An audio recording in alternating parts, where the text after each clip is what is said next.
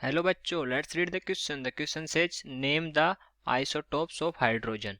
तो हमें बताना है कि जो हाइड्रोजन है उसके कौन कौन से आइसोटोप्स होते हैं। ठीक है, तो सबसे पहले लिखते हैं इस क्वेश्चन के लिए की कॉन्सेप्ट। की कॉन्सेप्ट, और इस क्वेश्चन का जो की कॉन्सेप्ट है वो क्या हो जाएगा? Isotopes.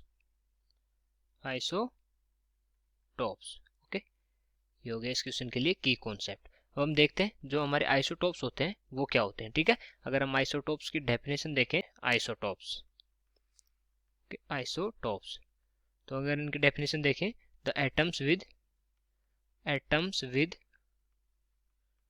With same number of electron and proton, same number of proton and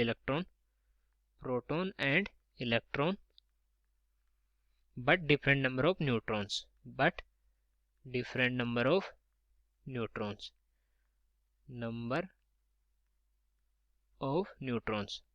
तो इनमें क्या होता है कि जो इलेक्ट्रॉन्स और जो प्रोटॉन्स होते हैं उनका नंबर तो सेम होता है, पर जो न्यूट्रॉन्स के नंबर होते हैं वो डिफरेंट होते हैं। ठीक है, अगर हम बात करें जो हाइड्रोजन के आइसोटोप्स की बात करें, आइसोटोप्स ऑफ हाइड्रोजन, तो हाइड्रोजन के 3 आइसोटोप होते हैं, 1H1, 1H2 and third one is 1H3।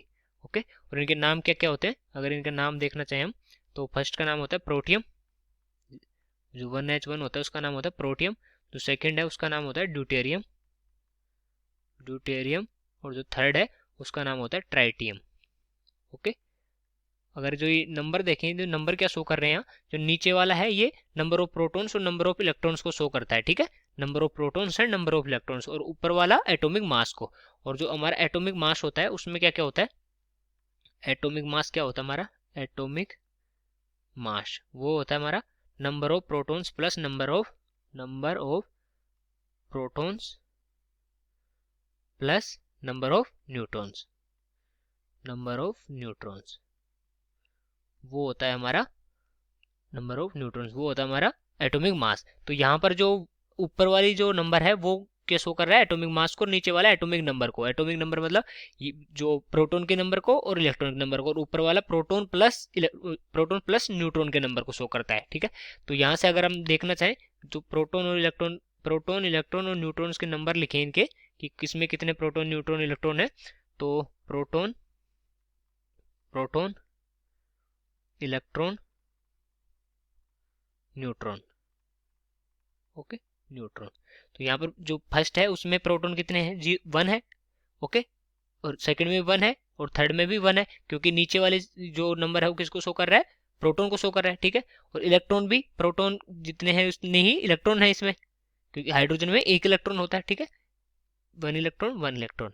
और न्यूट्रॉन, अगर न्यूट्रॉन की बात करें तो ऊपर वाले जो संख्या, वो जो नंबर है वो किसको शो करता है, number of protons plus number of neutrons. तो नंबर ऑफ प्रोटॉन 1 है, तो ये भी एटॉमिक मास भी 1 है, जिसका मतलब न्यूट्रॉन इसमें 0 होगा, न्यूट्रॉन नहीं होगा।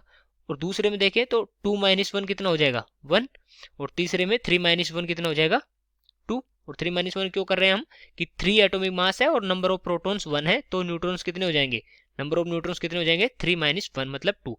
तो यहाँ हम देख सकते हैं कि जो प्रोटॉन के नंबर हैं वो तीनों में सेम है, इलेक्ट्रॉन के नंबर भी सेम है, पर यहाँ पर जो डिफरेंट नंबर ऑफ न्यूट्रॉन्स है। ठीक है, तो ये हो गए इनके number of protons, number of electron, number of neutrons की नंबर। ओके, तो ये डेफिनेशन को भी प्रूव कर रहे हैं कि same number of proton and electron होते हैं, डिफरेंट नंबर ऑफ न्यूट्रॉन्स होते हैं। तो ये हो गया हमारे क्वेश्चन का answer. So I hope you understood it well. Best of luck.